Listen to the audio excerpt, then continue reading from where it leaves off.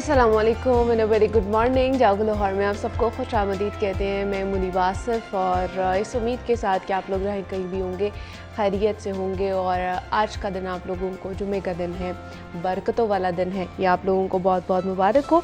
तो जनाब आज कुछ हम बात करेंगे खुद एहतसाबी के हवाले से, क्योंकि हमारी ज़िंदगी की एक बहाव की तरह आगे बढ़ती है और उसमें बहुत से मराहिल भी आते हैं, जैसे नौमौलूदगी से बचपन, फिर लड़कपन और फिर जवानी आती है और उसके बाद अधेड़पन आता है और फिर हमारे ऊपर बुढ़ापा भी आता है। ये सारे मराहिल अटल हैं और ये भी हकीकत है कि इनके मुख्तलिफ़ इम्तहानात भी हैं।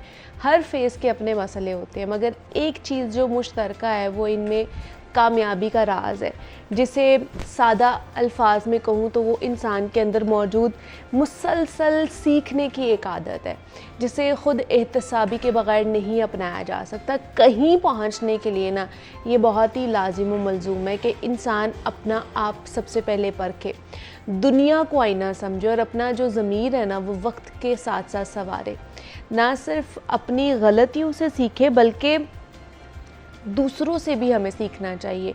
वो जैसे हकीम लुकमान से किसी ने पूछा था कि आपने हिकमत और दानाई कहाँ से सीखी, तो उन्होंने बड़ी खूबसूरत बात की कि नादानों से, कि जब वो कोई नादानी वाला अमल करते मैं फ़ौरन अपना मुहासिबा करता कि कहीं मुझ में तो ये अमल नहीं पाया जाता। अगर मेरे अंदर वो आदत होती तो मैं फ़ौरन उसे छोड़ देता। ये ख़ुद एहतसाबी का महज एक तरीका है। इसे तो हम ख़ुद को आईना दिखाकर भी कर सकते हैं। ये एक सेल्फ़ ट्रायल है, एक ऐसी आदत है जो कामयाबी का एक पहला ज़ीना समझी जाती है और इसके ज़रिए से हम अपने अंदर पैदा होने वाली मुस्बत या फिर मनफी रुझानात को उनका पता लगा सकते हैं, अपनी खूबी और अपनी ख़ामियों पर एक निगाह रख सकते हैं, अपने अखलाक और किरदार को संवार सकते हैं। तो आप ज़िंदगी के किसी भी हिस्से में ज़रूर हों, ख़ुद को उस भट्टी से ज़रूर गुज़ारें जो कि आप मुसलसल बेहतर इंसान बन सके, आपको बेहतर इंसान बना सके। इस्लाम भी हमें इसी की तालीम देता है और हुज़ूर पाक सल्लल्लाहु अलैहि वसल्लम की हदीस भी है कि तुम में से बेहतर वो है जिसका आने वाला कल आज से बेहतर हो। तो एक आदत अपनानी है हमने, दुनिया और आखिरत दोनों ही संवर जाएंगे कि ख़ुद एहतसाबी हमारी होनी चाहिए। हम दूसरों का तो एहतसाब बहुत ज़्यादा धड़ल्ले से कर रहे होते हैं और उसमें ज़्यादा देर भी नहीं लगाते और उनका एहतसाब कर लेते हैं, लेकिन कहीं ना कहीं हम अपना एहतसाब करते हुए चूक जाते हैं। कुछ बात कर लेते हैं सेहत के मुतालिक और आज हमने सीड्स के हवाले से बात करनी है, बिकॉज़ आजकल बहुत ज़्यादा बात हो रही है कि आप अपनी डाइट के अंदर सीड्स को इंक्लूड ज़रूर करें और सीड्स के इस्तेमाल से सेहत के कई मसाइल जो है वो हल हो सकते हैं। बीज जो है ना वो ग़िज़ाई अज्जा जिसमें फ़ाइबर, ओमेगा 3 फैटी एसिड्स और प्रोटीन से भरपूर होते हैं। इसके अलावा इनमें मैग्नीशियम, सेलेनियम और जिंक भी वाफिर मकदार में पाया जाता है। अब आजकल बहुत सारे जो सीड्स हैं वो हमें मिलते हैं बाज़ार से, जिस तरह अलसी के बीज हैं, कद्दू के बीज हैं, तुख़्मे बलंगा है, सूरजमुखी के बीज है, जो कि सेहत के लिए बहुत ज़्यादा फ़ायदेमंद है। इनके इस्तेमाल से ना सिर्फ मजमूई तौर पर आपकी सेहत बेहतर होती है बल्कि कई बीमारियों के जो ख़तरात है ना वो भी कम हो जाते हैं। इन बीजों को अगर हम अपनी ग़िज़ा का हिस्सा बना लेंगे तो बहुत से जो ब्लड शुगर लेवल्स हैं, कोलेस्ट्रॉल का मसला है, ब्लड प्रेशर का मसला है, ये इसको भी कंट्रोल करते हैं। तो आज हमने इसी के ऊपर बात करनी है कि किन लोगों को ये सीड्स खाने चाहिए, किस मिक़दार में खाने चाहिए, कब तक खाने चाहिए, तो हमारी सेहत के लिए ये फ़ायदेमंद साबित होंगे। तो इस पर बात करनी है हमने। इस पर बात करने के लिए ज़ुनैरा आरिफ हमारे साथ स्टूडियोज़ में मौजूद हैं और उनसे बात करते हैं। ज़ुनैरा, आपको वेलकम कहते हैं जागो लाहौर में। कैसी हैं आप? ठीक है ज़ुनैरा, बेनिफिट्स ऑफ सीड्स पे हमने बात करनी है। हमारे पास कितने किस्म के सीड्स हैं जिनका इंटेक हम कर सकते हैं?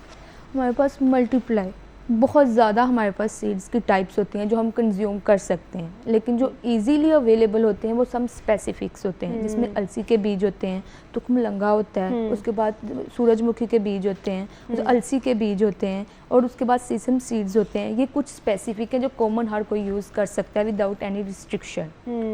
ठीक है।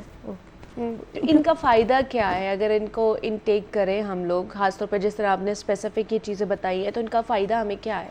जो सीड्स हैं ये पावर हाउस है हमारे, फुल ऑफ पावर हाउस हैं कि ये इसमें कंप्लीट ऑफ न्यूट्रिशन है, एनर्जी हमारे के लिए बहुत अच्छे हैं, हमारी हेल्थ को प्रमोट कर रहे होते हैं।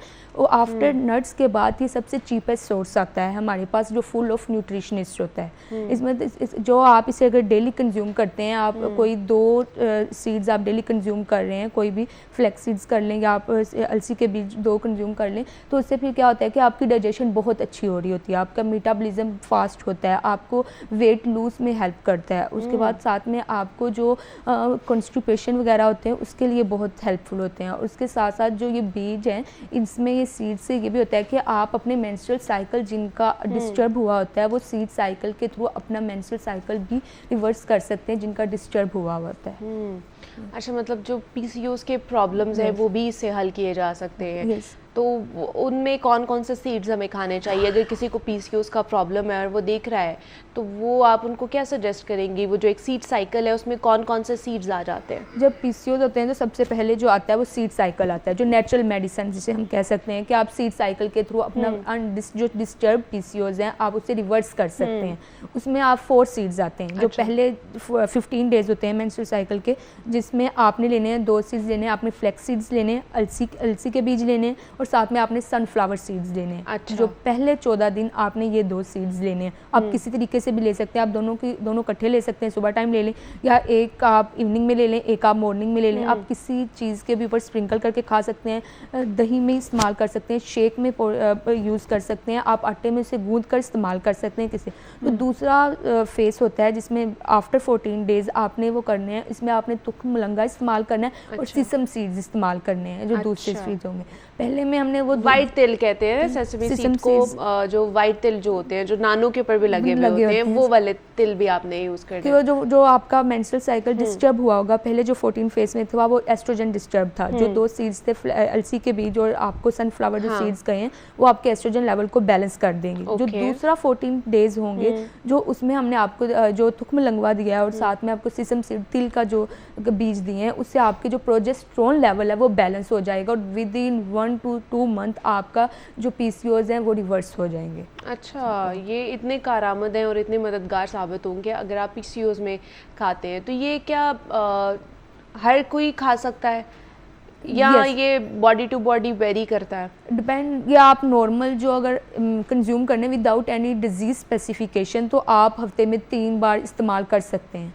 जो कॉमन है वो आप अलसी के बीज इस्तेमाल कर सकते हैं, आपके वेट को भी मेंटेन करेंगे कि वेट गेन नहीं होने देंगे। आपकी हेल्थ को भी, डाइजेशन इश्यूज होते हैं, कॉन्स्टिपेशन इश्यूज होते हैं, इसके लिए भी, और स्किन इश्यूज भी होते हैं तो इसके लिए भी। और उसके बाद गर्मी में भी ये बहुत ज़्यादा कारआमद साबित होते हैं क्योंकि गर्मी आ रही है और इनकी तसीर भी ठंडी होती है जब आप इन्हें सोक्ड ओवरनाइट करके रखते हैं। तो आप इन चारों सीड में से कोई भी इस्तेमाल कर सकता है, कोई भी, पर इसकी मॉडरेशन में इस्तेमाल करना पड़ेगा। अगर विदाउट आप एनी डिजीज़ इस्तेमाल कर रहे हैं हफ्ते में 2 से 3 बार इस्तेमाल कर लेंगे। लेकिन अगर आप किसी डिजीज़ को स्पेसिफिक करते हुए जैसे कि वेट लूज हो गया या पीसीओएस हो गया या डायबिटीज़ के लिए इस्तेमाल करना है तो फिर आपको उस क्वांटिटी के लिहाज से मैनेज करना पड़ेगा कि 1 जो टेबल स्पून है वो आप डेली कंज्यूम करेंगे, कोई भी 1 सीड्स या फिर कोई भी 2 सीड्स। नहीं, तो जैसे आपने कहा कि इसमें बड़ी गज़ाई अज्जा मौजूद हैं जिससे आपका कोलेस्ट्रोल भी मेंटेन होता है, आपके शुगर लेवल्स भी मेंटेन हो सकते हैं, आपका जो हाई ब्लड प्रेशर है उसको भी ये कंट्रोल करता है। तो ये क्या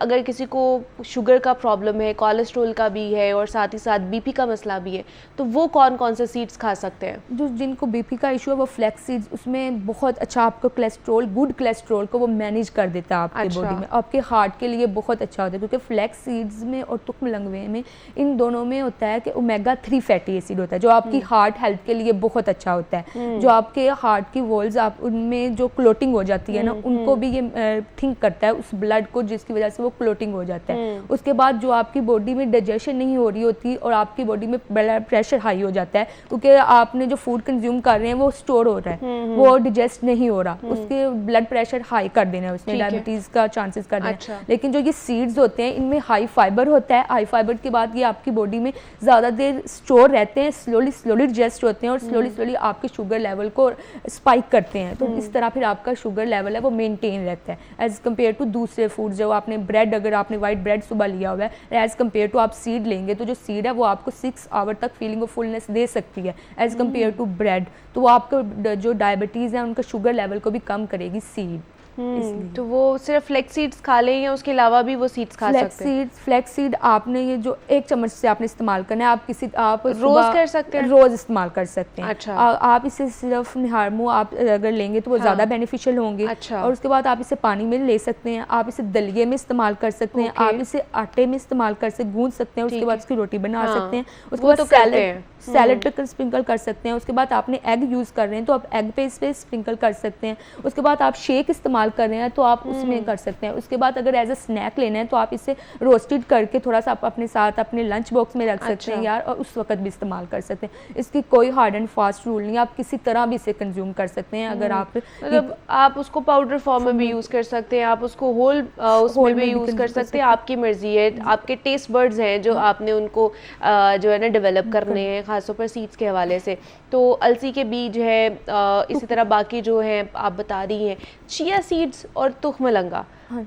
डिफरेंट हैं और दोनों की प्रॉपर्टीज़ एक जैसी हैं? नहीं, ये बहुत से मिथ्स बने हुए हैं इस पे। जो होता है ना चिया सीड, ये होता है तुख मलंगवा होता है। जो होता है ना बेसल सीड, ये तो होता है तुख रेहान होता है। ये जो यहाँ अवेलेबल नहीं होता, लोग इन दोनों को एक ही कंपेयर करते हैं कि ये तुख मलंगवा है, ये वो नहीं होता। ये कुछ फॉरेन कंट्रीज़ में होता है, यहाँ अवेलेबल नहीं होता, पर अब कुछ स्टोर्स जो हैं उसमें अवेलेबल है। पर जो इजीली पाकिस्तान में अवेलेबल है वो तुख मलंगवा ही है।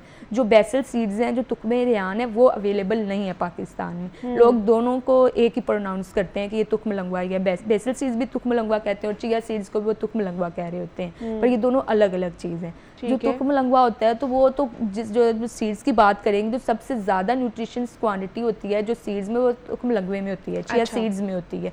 जो हर कोई विदाउट एनी रिस्ट्रिक्शन आप इस्तेमाल भी कर सकते हैं। अगर किसी को स्पेसिफिक साइकिल्स के थ्रू लेना है, वेट लूज के लिए लेना है, हार्ट डिजीज़ के लिए लेना है, एनी डिजीज़ के लेना है, वो उस तरह भी इस्तेमाल कर सकते हैं। अच्छा। इसमें कॉमन हर घर में इस्तेमाल किया जा रहा होता है। आप शेक इस्तेमाल कर रहे हैं, आप रूह अफ़ज़ा इस्तेमाल कर रहे हैं, कोई भी अगर ड्रिंक बन रही है, कोई भी गर्मी में इस्तेमाल कर रहे हैं, उसमें भी इस्तेमाल हो रहा होता कॉमन है। इस्तेमाल हो रहा होता है। तो वो आपके लिए अच्छा है। कौन से सीड्स हैं जिनमें मैग्नीशियम मौजूद है ज़्यादा और ख़ास तौर पर जिंक मौजूद है ज़्यादा? जो सीड्स आते हैं ना, ये सब भी न्यूट्रिशन डेंस है, पावर हाउस है, ये चीपेस्ट सोर्स है फुल ऑफ न्यूट्रिशन का। लेकिन जो मैग्नीशियम और पोटाशियम होता है वो सीसम सीड्स में हाई होता है और फ्लैक्स सीड्स में हाई होता है। अच्छा। जो जिंक और मैग्नीशियम होता है, मैग्नीशियम आपकी प्रोडक्शन में हेल्प कर रहा होता है, मेल हेल्थ में प्रमोट कर रहा होता है मैग्नीशियम। और उसके बाद जो होता है जिंक, ये आपकी इम्यूनिटी को प्रमोट कर रहा होता है, आपकी स्किन हेल्थ को बहुत अच्छा होता है, आपके मसल डेवलपमेंट के लिए बहुत अच्छा हो रहा होता है।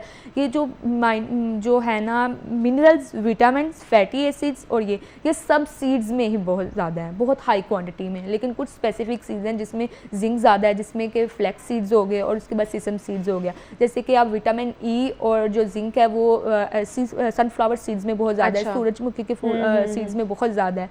उसके बाद जो होता है, उसके बाद प्रोटीन्स और जो फैटी एसिड है वो फ्लैक्स सीड्स में बहुत ज़्यादा है। उसके बाद जो आता है नारदाना आ जाता है इसमें बात, उसमें एंटी इन्फ्लेमेटरी प्रॉपर्टीज़ होती हैं और आपकी स्लीपिंग हैबिट को बहुत अच्छा कर रहा होता है। उसमें ऐसे साइको एक्टिव न्यूट्रिएंट्स होते हैं जो आपको, जो स्लीपिंग आपकी डिस्टर्ब हुई होती है उसको मेंटेन करते हैं। अच्छा। जो ये जितने भी सीड्स आते हैं ना, ये फुल ऑफ न्यूट्रिशन है, विटामिन, मिनरल्स, इसमें एंटीऑक्सीडेंट्स, एंटी इन्फ्लेमेटरी हैं, ये प्रोटीन है, इनमें हाई फैट्स है और ओमेगा 3 फैटी एसिड्स हैं। ये न्यूट्रिशन डेंस है जितने भी सीड्स आ रहे हैं। ये मतलब ऐसा कोई भी पर्सन नहीं है जिसको ये मना किया जाता है कि आप सीड्स ना खाएं। क्वांटिटी आप मॉडरेशन कर सकते हैं, क्वांटिटी में फ़र्क आ जाता है, वरना ये सबके लिए बहुत फ़ायदेमंद है। सबके लिए, ग्रोथ के लिए, बॉडी के लिए, स्पोर्ट के लिए, उनकी वेल बीइंग के लिए, सब के लिए है। पर अकॉर्डिंग टू एज हम इसे लिमिट कर सकते हैं। जैसे कि हम चिल्ड्रन को स्टार्टअप करवा रहे हैं तो उसे हम टेबल स्पून से नहीं, उसे टी स्पून से स्टार्ट करवाएंगे उसकी ग्रोथ के लिए, क्योंकि टेबल स्पून ज़्यादा होता है और टी स्पून में फ़र्क होगा। फिर बच्चे को टी स्पून में स्टार्ट कराएंगे, जो अडल्ट होंगे वो टेबल स्पून से स्टार्ट करेंगे।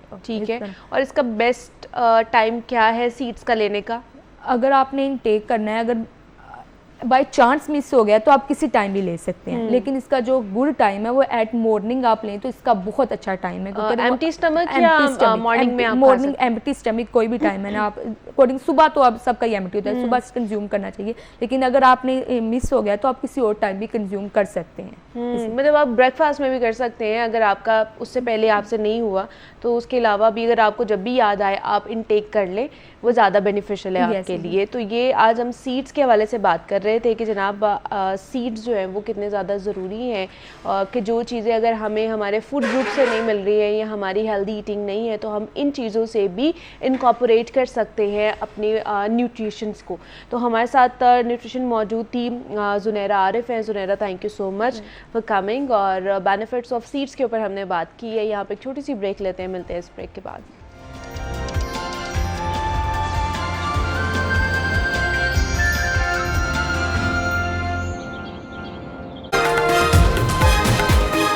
कुछ माहौल के हवाले से बात कर लेते हैं। आजकल हमारा जो माहौल है ना वो बहुत ज़्यादा ख़राब होता जा रहा है। अलबत्ता मौसम जो है ना वो थोड़ा सा कदरे बेहतर रिकॉर्ड किया गया है। अलबत्ता देखा जाए तो अप्रैल के महीने में जून जुलाई वाली गर्मी पड़ना शुरू हो गई थी, लेकिन अभी थोड़ी सी हवाएं चली हैं और पिछले दिनों जो बारिश हुई है उसकी वजह से कदरे कमी वाक़ई हुई है लाहौर के मौसम में। अलबत्ता आने वाले दिनों में जो है ना बहुत ज़्यादा गर्मी पड़ने वाली है। तो क्या अब ये एक्सपेक्ट किया जा रहा है कि गर्मियाँ जो है, एक तो उनका टेन्योर ज़्यादा होता जा रहा है और दूसरा क्या इंटेंसिटी भी बढ़ती जा रही है, इसकी वजह क्या है?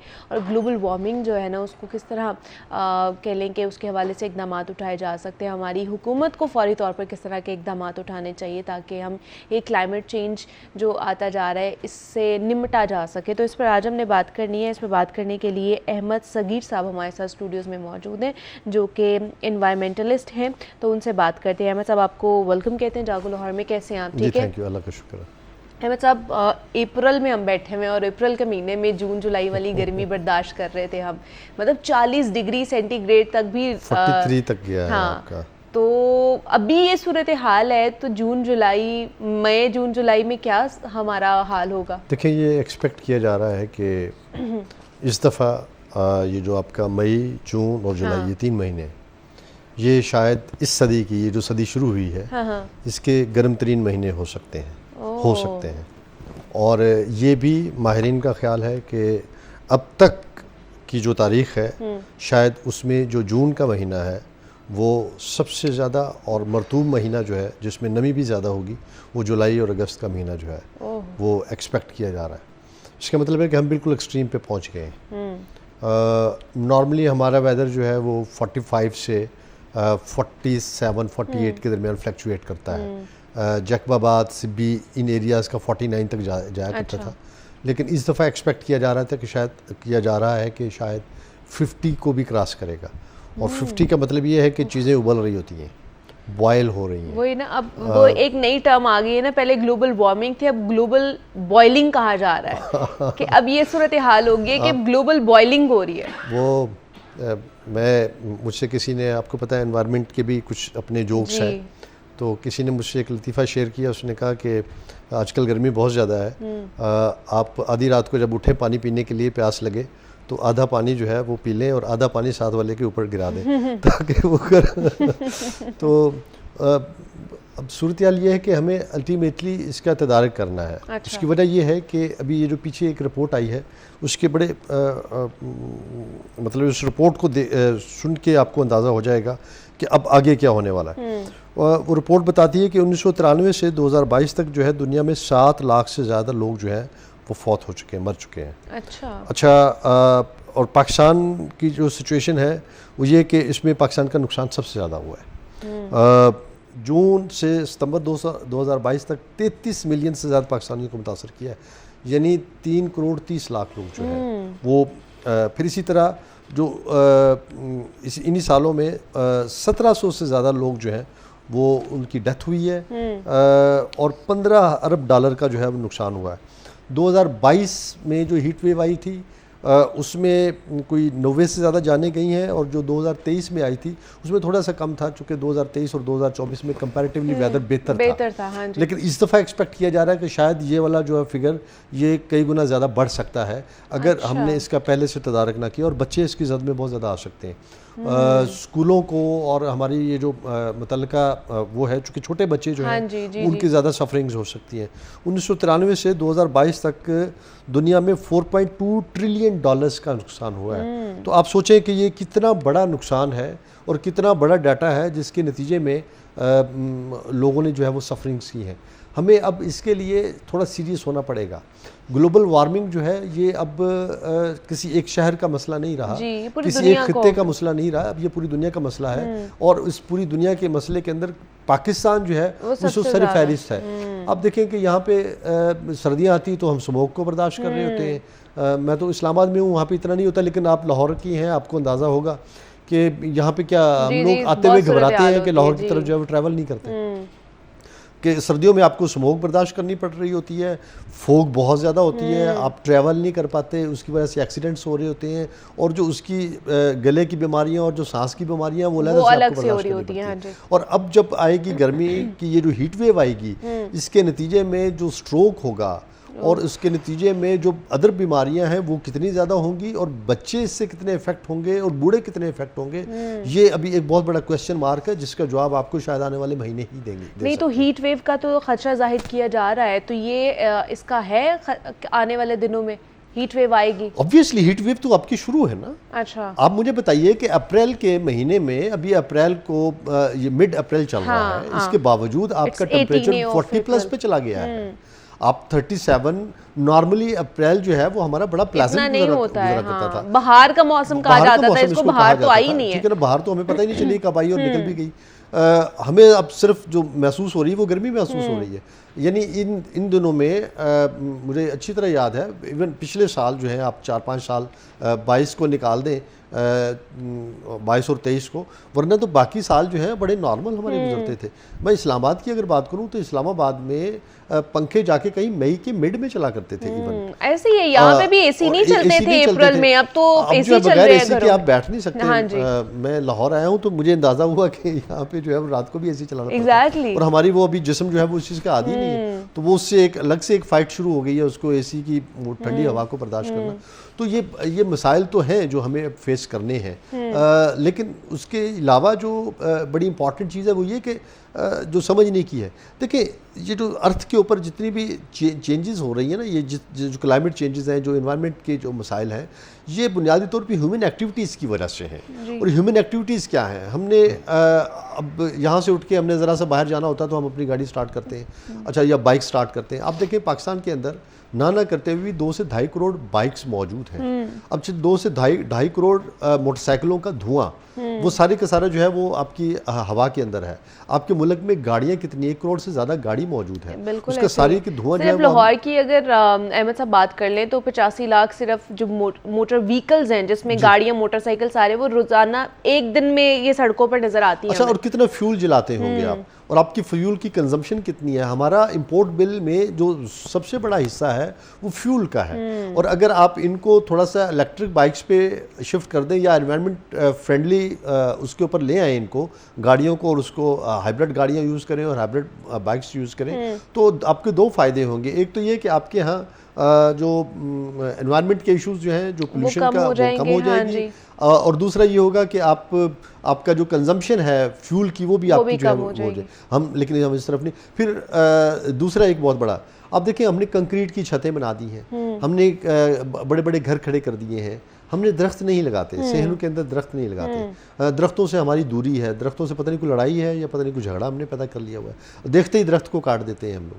तो इस वजह से जब कम दरख्त लगेंगे, जब आपके यहाँ ग्रीनरी नहीं होगी, तो उसके नतीजे में भी मसाइल बढ़ते हैं। फिर कंक्रीट की इस्तेमाल बहुत ज़्यादा हुआ है। हमारे यहाँ जो रोड्स बन रहे हैं, हम पहले कोल उसमें डालते हैं और एक तरफ आप देखें कंक्रीट की डली होती है, क्योंकि हैवी व्हीकल्स के लिए जो है वो बैठ जाती हैं, रोड्स बैठ जाती हैं, तो उसके लिए हमने कंक्रीट की, अच्छा, वो रिफ्लेक्ट करती है, वो गर्मी को एब्जॉर्ब नहीं करती, रिफ्लेक्शन है उसके अंदर। पहले ये होता था कच्चे घर होते थे, अब जितनी मर्जी गर्मी पड़ती थी धूप को वो अब्जॉर्ब कर लेते थे और ठंड छोड़ते थे।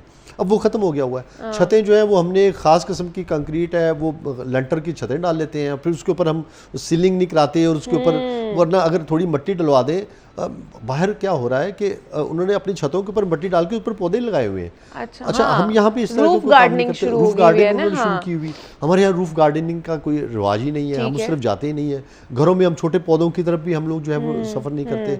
हमने हर चीज़ आर्टिफिशियल रख दी है, हमें चूंकि उसको पानी देना पड़ता है, उसको रोशनी देनी पड़ती है, उसकी हम थोड़ी तरबियत वो करनी artificial पड़ती है। plants अब इतना use टाइम नहीं, हम कहते हैं जी बड़े बिजी लोग हैं, बस हम ठीक है इस तरह के पौधे ला के रख देते हैं और वो चलते रहते हैं। फिर ये है कि जो इसमें हम जितनी भी हमारे ज़मीन के अंदर से चीज़ें निकल रही हैं, हम इसकी हैयत चेंज कर रहे हैं। हम कोल को निकालते हैं, उसको बर्न करते हैं, वो एक डिफरेंट उसमें गैसेस में कन्वर्ट हो जाता है। हम पेट्रोल को निकालते हैं, उसको कन्वर्जन करते हैं, उसको जलाते हैं, वो बर्न करने के बाद डिफरेंट उसमें चेंज हो जाता है।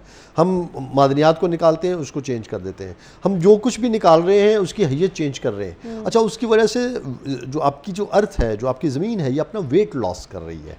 अच्छा, अब मुझे बताइए, अब एक चीज़ एक दूसरे के वजन पे खड़ी है ना, मैं नीचे से चीज़ें निकालता रहूँ तो ये नीचे तो बैठेगी ना, कुछ तो होगा। तो ये जो आपके यहाँ अर्थक्वेक और जलजले और ये बहुत ज़्यादा आ रहे हैं, तो ये वही वेट लॉस है। अभी ये 2-3 दिन पहले ही लाहौर में भी अर्थक्वेक आया है। बिल्कुल। अब देखिए, पहले आपको याद होगा कि कभी कभार होता था, कुछ 6 महीने या 6 साल या 15 साल या 10 साल के बाद हमें कोई सुनाई देती थी खबर, फलानी जगह पे एक जलजला आया है। और अब तो इतनी शिद्दत का आ रहा है कि तबाहकारियां जो है वहाँ आता है, एक वहाँ आता है, प्लेट सारी की सारी सिरक गई हुई है, सारी की सारी हिली हुई है। तो हमने जितनी भी कुदरती आफात हैं उसको खुद दावत दी है। देखें, दुनिया जो है ना वो तवाज़न पे खड़ी है। ठीक है, हर चीज़ एक दूसरे के तवाज़न, चूंकि इकोसिस्टम है ना, इकोसिस्टम है, हर चीज़ एक दूसरे के साथ जुड़ा हुआ है। अब जब हम एक चीज़ को छेड़ते हैं तो बाकी चीज़ें खुद ब खुद जो है वो डिस्टर्ब हो जाती है। अच्छा, उसके नतीजा क्या होता है? फिर ये होता है कि नेचर जो है वो खुद हरकत में आती है और नेचर हर चीज़ को जो है वो बैलेंस करती है।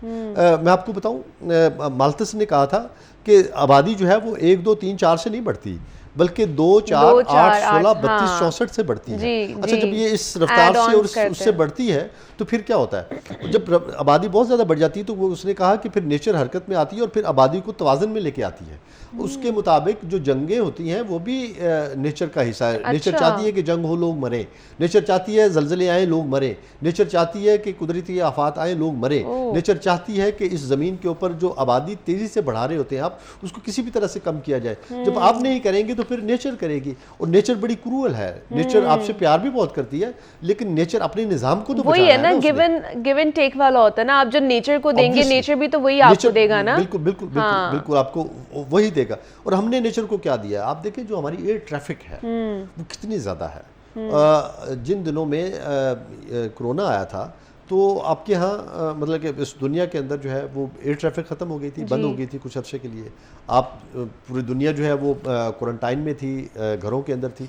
आपको आसमान जो है वो बड़ा नजर आता था। इवन दो कि लाहौर में हमें बड़ा खूबसूरत आसमान नजर आता था, हम तो खुश हो जाते थे। खुश हो जाते थे कि यार इतने मजे का आसमान है, खूबसूरत आसमान देखने को मिल रहा है हमें। व्यू इतने मजे के आपको नजर आ रहे होते थे। अब वो चीजें चेंज हो गई।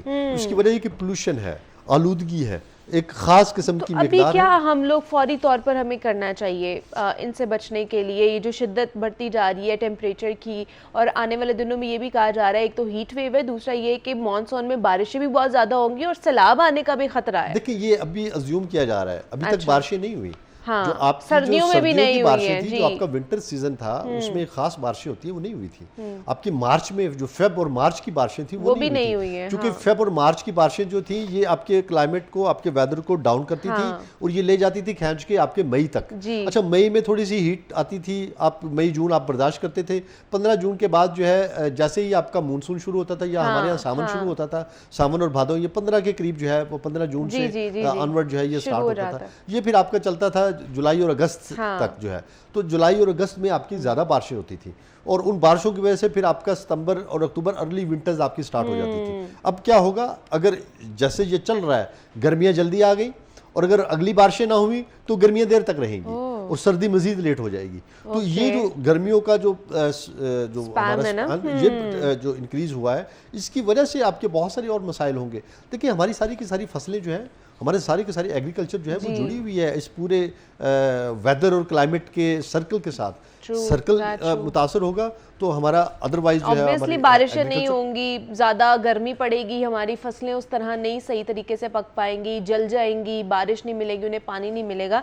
तो इसके लिए हमारा क्लाइमेट के हवाले से रिसर्च करना, उसके ऊपर काम करना और इंडिविजुअली इसकी ज़िम्मेदारी लेना कि जनाब हमने अपने मौसम को, अपने वेदर को, अपने क्लाइमेट को जो है ना वो बेहतर बनाने की कोशिश करनी है। सिर्फ गवर्नमेंट के ऊपर ये ज़िम्मेदारी नहीं है, ये जो इदारे काम कर रहे हैं उनकी ज़िम्मेदारी नहीं, ये हम सब की ज़िम्मेदारी है, क्योंकि हम सब ने मिलकर ही इसका कह लें कि बेड़ा गर्क किया और हम सब ने मिलकर ही इसको संवारने की कोशिश करनी है, बेहतर करने की कोशिश करनी है। अब कुछ एजुकेशन के हवाले से बात कर लेते हैं, ख़ासतौर पर बच्चों के हवाले से। पिछले कुछ दिनों में हम इसको बात भी कर रहे हैं, 3-4 प्रोग्राम्स इसके ऊपर हमने पहले भी किए हैं कि ये अब ट्रेंड आता जा रहा है कि आप बच्चों को स्कूल भेजने के बजाय उनकी एजुकेशन आप घर में भी अच्छे तरीके से उनको प्रोवाइड कर सकते हैं। जो उनकी प्राइमरी एजुकेशन होती है वहाँ तक आप बच्चों को अच्छे तरीके से घर में पढ़ा सकते हैं, तमाम तर चीज़ें आपके पास मौजूद होती हैं, लेकिन उसके लिए भी टेक्निक्स होती हैं, वो पता होना आपको बहुत ज़्यादा ज़रूरी है अगर आप चाहते हैं कि बच्चा स्कूल ना जाए और वो सारी तालीम, सारी एजुकेशन आप अपने बच्चे को घर में ही दे सके। और ख़ास तौर पर ये जो कहानी सुनाना या चीज़ों को एलेबोरेट करना, उन चीज़ों को कॉन्सेप्ट क्लियर करना बच्चे का, ये बड़ा ज़रूरी होता है। पहले ज़माने में रट्टा सिस्टम होता था, बच्चे रट्टा लगाते थे और पास हो जाया करते थे, अब और उससे कोई फ़ायदा नहीं होता था उनको, उनके कह लें कि नॉलेज में इजाफा नहीं होता था। जब आप कहानी बना के उन्हें सुनाते हैं और किसी भी चीज़ के बारे में बताते हैं तो वो उनकी ज़हन नशीन हो जाती है और वो फिर उनके साथ सारी ज़िंदगी चलती रहती है। तो कहानी सुनाकर या इस तरह की एक्टिविटीज़ ये कितना ज़रूरी है हमारे बच्चों के लिए, आज के बच्चों के लिए ख़ास तौर पर, तो इस पर बात करनी है और ये क्या टेक्निक है और इसको बताने के लिए आज खानम अंसा शहज़ादी ने हमें ज्वाइन किया, जो कि एजुकेशनिस्ट हैं। अंसा, आपको वेलकम कहते हैं जागो लाहौर में। कैसी हैं आप? ठीक है, अल्हम्दुलिल्लाह बिल्कुल ठीक ठाक। आप कैसी हैं? मैं भी बिल्कुल ठीक ठाक। खानम, सबसे पहले तो बताएं, आपने ये जो तहकीक की है, ये छोटे बच्चों को जो है ना एक्टिविटी सिखाने का सबसे आपने कहा है कि बहुत ज़्यादा फ़ायदा है इसका, कैसे फ़ायदा है इसका? देखिए, रिसर्च ने ये साबित किया है और मैंने इसके ऊपर प्रॉपर जो है 1 साल की रिसर्च की है कि बच्चों के लिए कौन कौन से मेथड्स ऐसे हैं जो उनके ELOs को अचीव करने के लिए ज़रूरी होते हैं। अच्छा, ELOs क्या होते हैं कि वो एक्सपेक्टेड लर्निंग आउटकम्स जो कि हमारे गवर्नमेंट ने स्टैंडर्ड सेट किए हैं कि ये बच्चों को इतनी एज में, एज एंड ग्रेड के अकॉर्डिंग बच्चों को इतना कुछ आना चाहिए, ठीक है। अब उसके ऊपर रिसर्च करना बहुत ज़रूरी थी कि क्या वाकई ऐसा है कि इस क्लास के बच्चे यानी प्ले से 3 क्लास के बच्चों के लिए कौन कौन सी ऐसी स्किल्स हैं जो उनके ऊपर डेवलप होनी चाहिए उनके अंदर, और उनको अगर हम माशरे में अगर स्कूल उसको नहीं भेज रहे, घर में ही उसकी होम स्कूलिंग जब कर रहे हैं, तो उसके बाद जब वो जाए सोसाइटी में मूव करे तो उसके अंदर कौन कौन सी ऐसी एबिलिटीज़ होनी चाहिए जो उसके लिए बहुत ज़रूरी हैं। उसके ऊपर रिसर्च की गई तो साबित हुआ कि 4 ऐसे टीचिंग मैथडोलॉजीज़ हैं जिनको इम्प्लीमेंट करके हम बच्चों के अंदर ये स्किल्स भी डेवलप कर सकते हैं और उनको बेहतर तरीके से सिखा भी सकते हैं और उनकी ज़िंदगी को आसान भी बनाया जा सकता है। अच्छा, तो ये क्या 4 मेथड है या तरीक़ाकार है? उनके इसके लिए पेरेंट्स को ख़ास तौर पे, जैसे आपने शुरू में कहा कि होम स्कूलिंग का ट्रेंड बहुत है और ज़रूरी भी हो चुका है, क्योंकि जिस तरह से हालात हैं, हम बच्चों को अपने घर में ही अर्ली चाइल्डहुड केयर एजुकेशन अगर करवाई जाए तो बहुत बेहतरीन रहेगा। इसलिए पेरेंट्स को ये चीज़ें जानना बहुत ज़रूरी है कि हम किस तरह से करवाएं, क्योंकि ये बहुत टाइम टेकिंग भी है और घर में इन्वायरमेंट को क्रिएट करना भी बहुत ज़रूरी होता है। उसमें सबसे पहला जो है वो है एक्टिविटी बेस्ड लर्निंग। हम छोटी छोटी एक्टिविटीज़ इसमें डिज़ाइन करते हैं। इसमें मदर्स जो हैं वो ख़ास तौर पर स्टेशनरी जो है उसको घर में ही प्रोवाइड की जाती है और वो उससे कुछ एक्टिविटीज़ डिज़ाइन करते हैं। लाइक वो बच्चों को अगर कुछ भी सोशल एंड इमोशनल सिखाना चाहती है तो उसके लिए वो अपने साथ उसको इन्वॉल्व करे, उसको बताए कि फैमिली मेम्बर्स क्या हैं, उसके घर में कौन कौन से लोग हैं, उनके नाम क्या हैं, उनकी रिस्पेक्ट कितनी ज़रूरी है। फिर इसके साथ ही आता है दूसरा मेथड है स्टोरी टेलिंग। स्टोरी टेलिंग एक बहुत ही कदीम टीचिंग मेथड है जिसमें अगर हम हिस्ट्री को देखें तो हमारे पास कुरान मजीद भी स्टोरी टेलिंग में ही है। इसके अलावा जितनी भी आप तारीख दान देख लो या आप किसी भी कामयाब शख्स को देख लो तो वो भी आपको बताएगा कि मैंने फलां से इंस्पिरेशन ली। तो स्टोरी टेलिंग जो है ये एक पूरी टेक्निक है। अच्छा। अगर हम बाकायदा तौर पर इसके ऊपर लर्न नहीं करेंगे तो हमें पता नहीं चलेगा कि स्टोरी सुनाई कैसे जाती है, क्योंकि बच्चा जो है वो आपकी वोकल क्वालिटीज़, आपकी वोकैबुलरी और आपके फेस एक्सप्रेशंस के साथ कनेक्ट करके चीज़ों को लर्न कर रहा होता है। अगर हम इन 3 चीज़ों को स्किप कर देंगे या उसमें इन्वॉल्व बच्चे को अपने साथ नहीं करेंगे तो हमारा स्टोरी टेलिंग का वो एक जो हम बच्चे को लर्निंग करवाने जा रहे थे वो कहीं ना कहीं स्किप हो जाएगा। अच्छा। तो अभी हमने इसके ऊपर जो है 2 हमने टीचिंग मेथड्स के ऊपर बात की, एक एक्टिविटी बेस्ड लर्निंग और एक स्टोरी टेलिंग। इसके बाद आता है डिस्कशन मेथड। डिस्कशन मेथड सोचा जाता था कि जी ये 5 क्लास से ऑनवर्ड ऊपर क्लासेस में ही डिस्कशन की जा सकती है, बच्चे क्या ही टू द पॉइंट डिस्कशन करेंगे। लेकिन जो हमारी लैंग्वेज डेवलपमेंट के लिए सबसे बेहतरीन जो टूल है वो है डिस्कशन। उसमें हम कोई बड़े टॉपिक्स के ऊपर डिस्कशन नहीं, छोटी छोटी चीज़ें हैं, जैसे आपने क्या खाया है, आपको क्या पसंद है, हम क्या खाने जा रहे हैं, जो भी आप बच्चे को लर्न करवाना चाह रहे हैं उसकी प्रीवियस जो उसके पास नॉलेज है हम वहीं से उसको कनेक्ट करते हैं कि हम बच्चे को अगर हमने ए सिखाना है तो हम बच्चे को ए का साउंड, नेम, शेप नहीं पहले सिखाएंगे, बल्कि हम पहले बताएंगे एप्पल। बच्चा एप्पल को जानता है, उसका कलर जानता है, उसका टेस्ट जानता है, उसमें क्या क्या विटामिन्स हैं, या वो हेल्दी फूड है या अनहेल्दी फूड है, बच्चा इसके बारे में जानता है। तो हम बच्चे के साथ वहाँ से डिस्कशन स्टार्ट करते हैं। उसके बाद हम लेटर्स की तरफ आते हैं और बच्चे को कहते हैं कि ये है नाम इसका, ये है इसकी शेप, ये है इसका साउंड, ये है, और फिर हम जाके आगे उसको जो है वर्ड मेकिंग और सेंटेंस मेकिंग की तरफ लेके आते हैं। इसके बाद आता है रोल प्ले।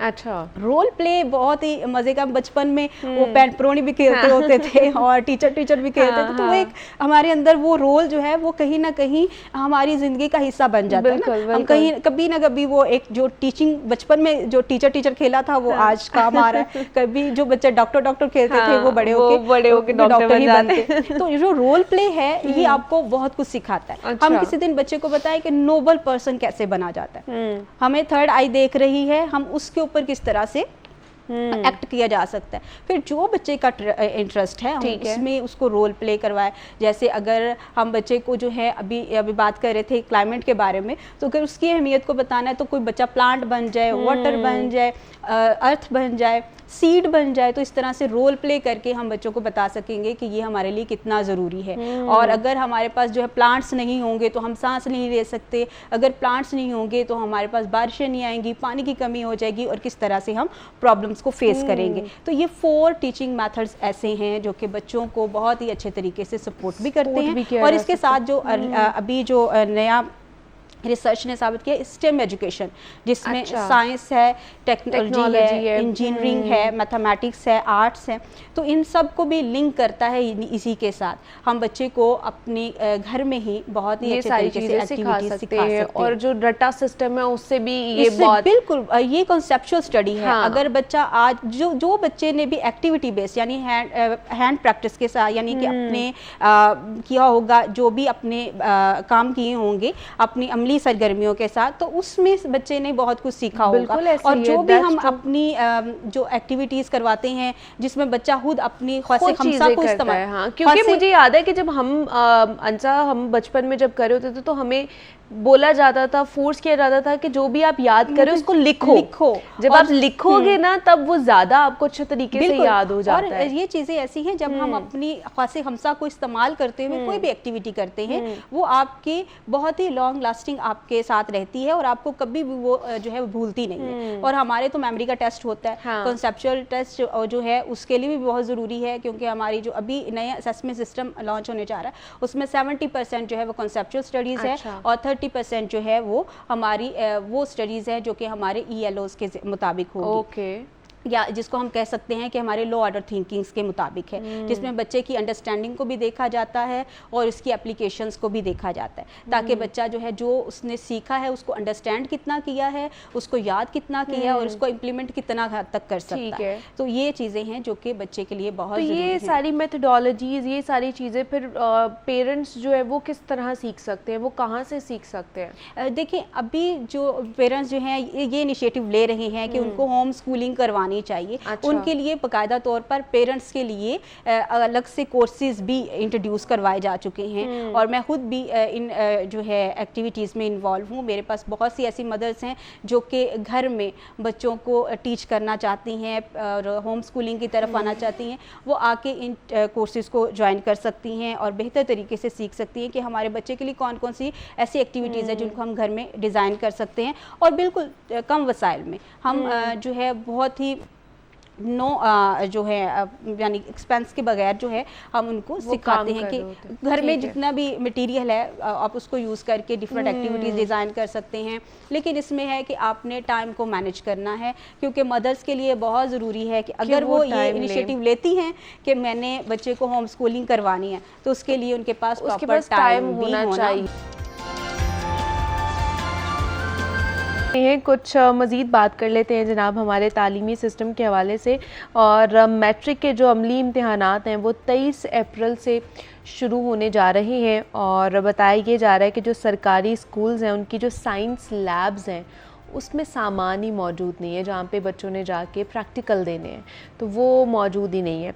और ये भी असातिज़ा का कहना है कि पिछले 12 सालों से साइंस लैब्स अपग्रेड ही नहीं की गई हैं।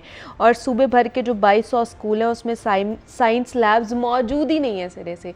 तो आप चेक कर सकते हैं कि हमारा जो तालीमी निज़ाम है उसका बेड़ा गर्क जो है वो हो चुका है। और ओवरऑल अगर बात की जाए तो हमारे स्कूलों की कोई अच्छी सूरत हाल नहीं है, बेंचेस वहाँ पर मौजूद नहीं है, इंफ्रास्ट्रक्चर की बहुत ज़्यादा कह लें कि हालत बुरी है। उसके अलावा पीने के लिए पानी वहाँ पर नहीं मिलता, बच्चों को बैठने के लिए जगह नहीं मिलती है। तो ये सारी सूरत हाल है हमारे एजुकेशन सिस्टम की। तो इस पर हम बात कर लेते हैं। इस पर बात करने के लिए आतिफ परवेज़ हमारे साथ स्टूडियोज़ में मौजूद है, नुमाइंदा लाहौर न्यूज़। आतिफ आपको वेलकम कहते हैं। आतिफ क्या सूरत हाल है? 23 अप्रैल से तो बच्चों के इम्तिहान शुरू हो रहे हैं मैट्रिक के, और साइंस लैब्स ही नहीं है मौजूद, और जहाँ पर है वहाँ पर अपग्रेड ही नहीं किया गया उन्हें 12 सालों से। बिल्कुल ऐसे ही सूरत हाल है कि दुनिया जो तरक्की करते हुए कहाँ पहुँच गई, और हमारी जो बच्चों को पढ़ाने के लिए जो स्कूलों में सहूलियात हैं उनका फुकदान जो है वो हमेशा से ही देखने में आया। ना सिर्फ ये हुकूमत बल्कि पिछली हुकूमतों में भी हम अक्सर इस प्रोग्राम के ज़रिए से ये मसाइल को उजागर करते रहते हैं। और अब ये साइंस लैब्स के हवाले से इशू सामने आया है, और जो स्कूलों के टीचर्स हैं वही इस हवाले से बता रहे हैं कि अब ये 24-25 से मैट्रिक के सालाना इम्तहानात के अमली इम्तहानात का आगाज़ होने जा रहा है। और जो बच्चे स्कूलों में अमली इम्तहान की तैयारी के लिए, किताबों की तैयारी के लिए, प्रैक्टिकल के लिए आ रहे हैं, तो वहाँ पर उनको उस तरीके से सहूलियात मैसर नहीं है। तो वो फिर प्रैक्टिकल कैसे करेंगे? वहाँ पे साइंस लैब्स में चीज़ें ही मौजूद नहीं, सामान ही नहीं है, तो वो कैसे वहाँ पे इम्तिहान देंगे? इसके पीछे भी एक कहानी है ना कि बनी बनाई जो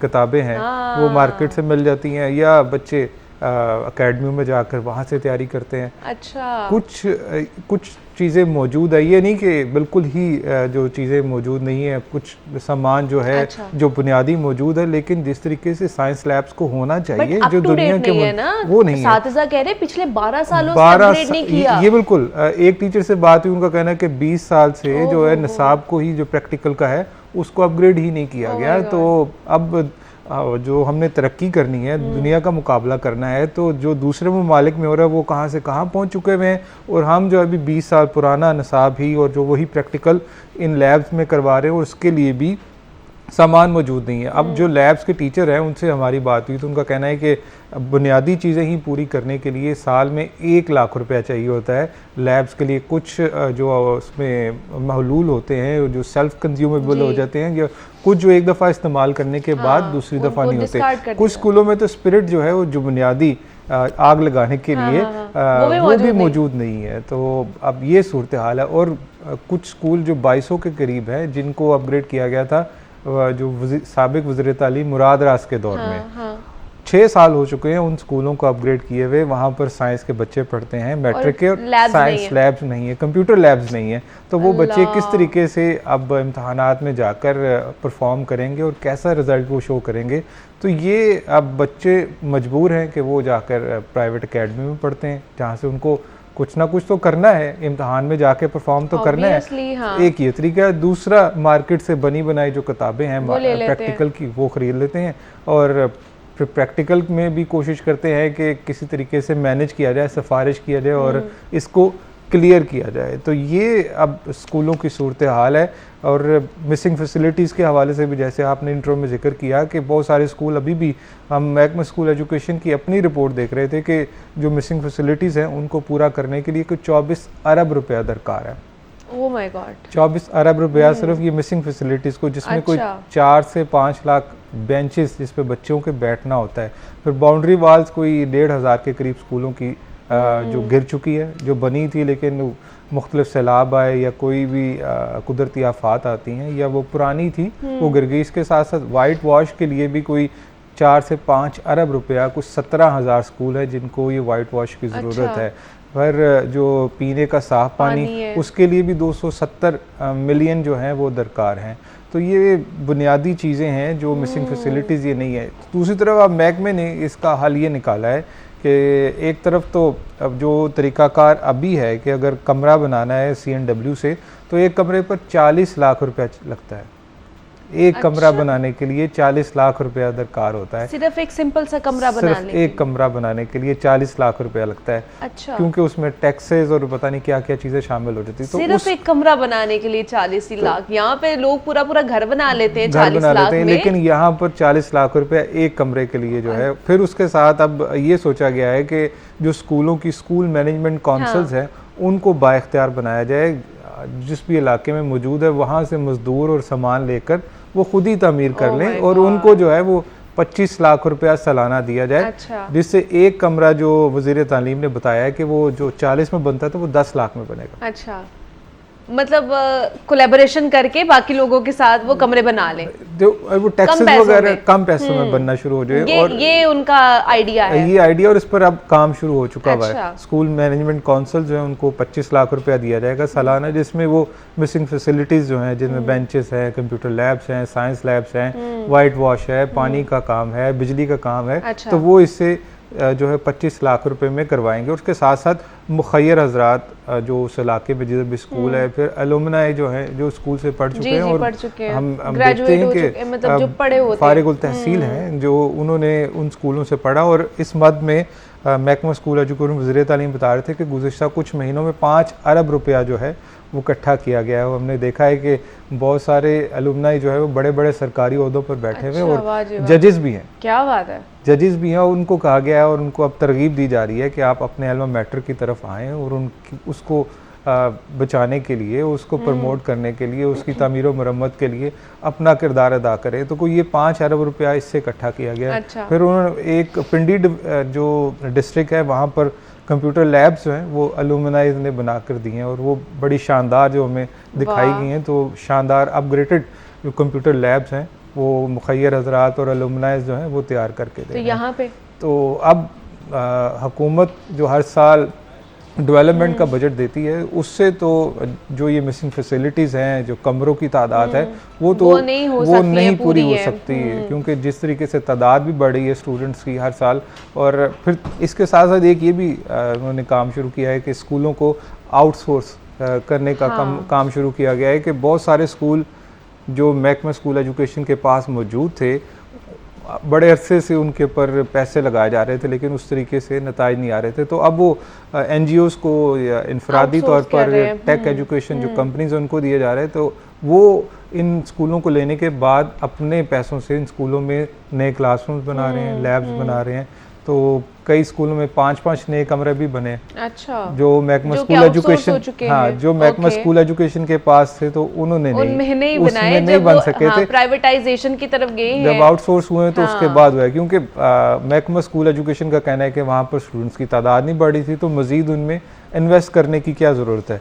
तो आगे अब जिन प्राइवेट लोगों ने आकर इन स्कूलों को संभाला है तो उन्होंने इन स्कूलों की तादाद में, इन स्कूलों में जो तलबा की तादाद है उसमें भी इजाफा किया और जो सहूलियात हैं उसको भी बढ़ाया है। ऑब्वियसली आप एक स्कूल में बेहतर सहूलियात देंगे तभी तो स्टूडेंट्स आएंगे ना, तभी लोग अपने बच्चों को लेकर आएंगे वहाँ। और इन स्कूलों को अब जब प्राइवेट अफराद हासिल कर रहे हैं तो एक स्कूल को 8 लाख रुपए इंतजामिया को भी जा रहा है। तो अच्छा। वो भी ये सोचते हैं कि अगर हम स्कूलों की आउटलुक को और सहूलियात को बेहतर करेंगे तो बच्चों की तादाद बढ़ेगी और फिर हमारे जो महकमा स्कूल एजुकेशन से फंडिंग है वो भी बढ़ेगी।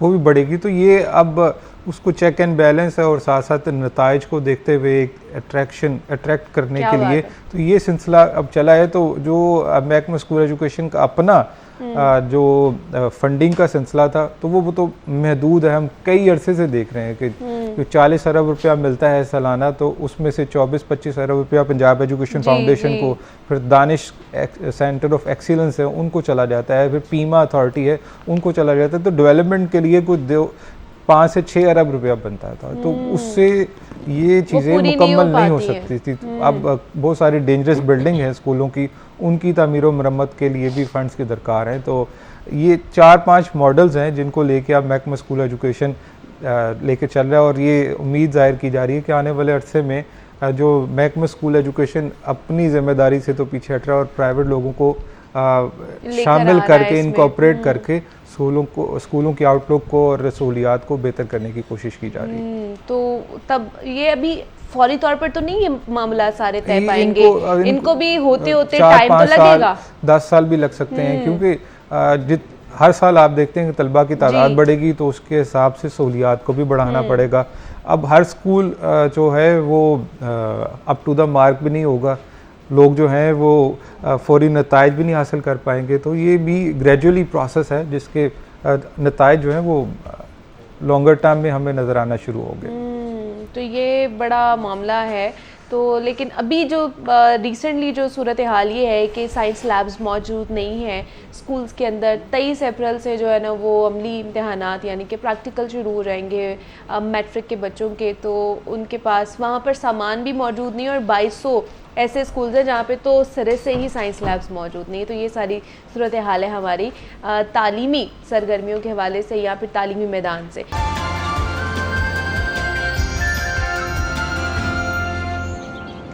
वेलकम बैक टू जागो लाहौर। जनाब, चूँकि आज जुम्मे का मुबारक दिन है और ख़ास तौर पर हम बात कर रहे होते हैं कि ऐसे टॉपिक्स के ऊपर जिनके हवाले से जो मिथ्स मौजूद होती हैं, जो कुछ अफवाहें, गलत चीज़ें मौजूद होती है हमारे माशरे में, उनको कम से कम किया जा सके। तो आज ख़ास तौर पर हमने बात करनी है हमसायों के हुकूक़ के हवाले से कि उनके हमारे ऊपर क्या हुकूक़ होते हैं। बिल्कुल हमारे साथ ही उनके घर होते हैं, हमारी गली में वो हमारे साथ रह रहे होते हैं, लेकिन आजकल का मुआशरा इतना मसरूफ़ एक तो होता जा रहा है कि हमें पता ही नहीं होता कि हमारे साथ वाले घर में कौन रह रहा है। कोई बीमार है, वो 2 वक्त की रोटी खा भी रहे हैं या नहीं खा रहे हैं, या उनके घर कोई दुख है, कोई सुख है, गमी आ गई है, खुशी आ गई है, हमें नहीं पता होता। और ये लिटरली हमारे मुआशरे में ये हो रहा है। आप बड़ी बड़ी सोसाइटीज़ में चले जाएँ, वहाँ पे आपको पता ही नहीं है कि आपके दूसरे घर में रह कौन रहा है, आपके हमसाये में रह कौन रहा है। तो इस्लाम हमें क्या बताता है कि हमारे हुकूक क्या है, हमसायों के हुकूक हमारे ऊपर क्या है, इस हवाले से आज हमने बात करनी है। और इस पर बात करने के लिए हमारे साथ डॉक्टर पीर तारिक शरीफ ज़ादा साहब स्टूडियोज़ में मौजूद है, मारूफ सीरियस स्कॉलर है। उनसे बात करते हैं। डॉक्टर साहब, आपको खुश आमदीद कहते हैं जागो लाहौर में। कैसे हैं आप? ठीक है, अल्हम्दुलिल्लाह, अल्लाह का बहुत एहसान। डॉक्टर साहब, आज जो है ना वो बड़ा ही एक तल्ख टॉपिक है जिसके ऊपर हम तल्ख हकीकत है जो हमारे सामने आती है कि मैंने ये ख़ुद चीज़ भी नोटिस की है कि बड़ी बड़ी सोसाइटीज़ जितनी होती हैं उनमें तो पता ही नहीं होता कि हमारे हमसाये में कौन रह रहा है, कौन नहीं रह रहा, उनका वो किस तरह अपनी ज़िंदगी गुज़र बसर कर रहे हैं, हमें तो पता ही नहीं होता।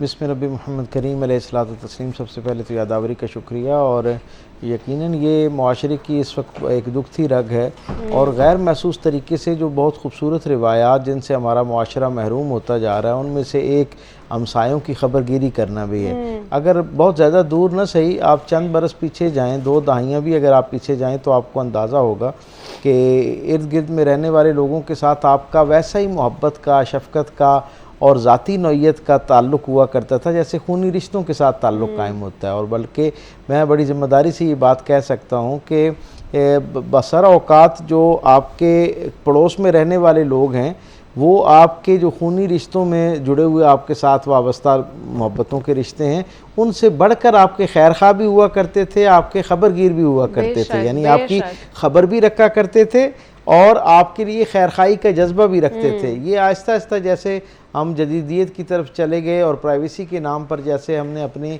अलग अलग जो है ना वो एक तशख़्ख़ुस कायम करना शुरू किए, न जाने क्यों हमने जदीदियत की जो चंद अलामतें हैं उनमें से एक अलामत इसको भी समझ लिया है कि हमारे जो मामलात हैं उनके अंदर हमारे यानी रहन सहन में ये एक अलामत के तौर पर चीज़ सामने आती है कि हम अपने यानी हमसायों के साथ जो है उनसे लाताल्लुक़ हो के एक अपनी ज़िंदगी गुजार होते हैं। गोया हम उन्हें ये एक ऐलान कर रहे होते हैं अपने इस रवैये से कि हमें शायद उनकी ज़रूरत नहीं है, हमारी ज़िंदगी उनके बगैर भी गुजर सकती है। जबकि इस्लामी तालीमात का आलम तो ये है कि कुरान हकीम में सूरह निसा के अंदर जहाँ अल्लाह ने इंसानों को एक तर्ज मुआशरत अता किया है ज़िंदगी गुजारने का। अगर इस एक आयत को मैं कहूँ तो इसके अंदर पूरा एक जामे करीना और सलीका मौजूद है।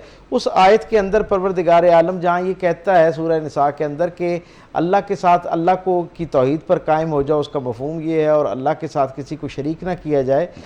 वहीं पर ही अल्लाह रब्बुल इज़्ज़त ये फरमाता है कि उसने सलूक की झैल में सबसे पहले वालदैन का तस्करा होता है, फिर कराबतदारों का तस्करा होता है, यतामा और मसाकीन का तस्करा होता है, और फिर बिल एहतमाम परवरदिगार आलम पड़ोसियों का जिक्र करता है। और पड़ोसियों के जिक्र के साथ साथ फिर इस बाकी सब की तफसील में अल्लाह कुरान में नहीं वजाहत करता, लेकिन यहाँ ये कहता है कि जो करीब के पड़ोसी हैं उनकी भी खबरगिरी रखनी है, और जो दूर के और अजनबी पड़ोसी हैं उनकी भी खबरगिरी रखनी है। हत्ता कि तीसरे दर्जे पर कुरान ये कहता है कि वो जो कभी कभी हम पहलू होने वाले हैं, जो कभी कभी आपके साथ मिलते हैं, उनकी भी खबरगिरी रखनी है। जो सफ़र में आपके साथ बैठा हुआ आदमी है उसे भी अपना मुसाफिर तसव्वुर करना है।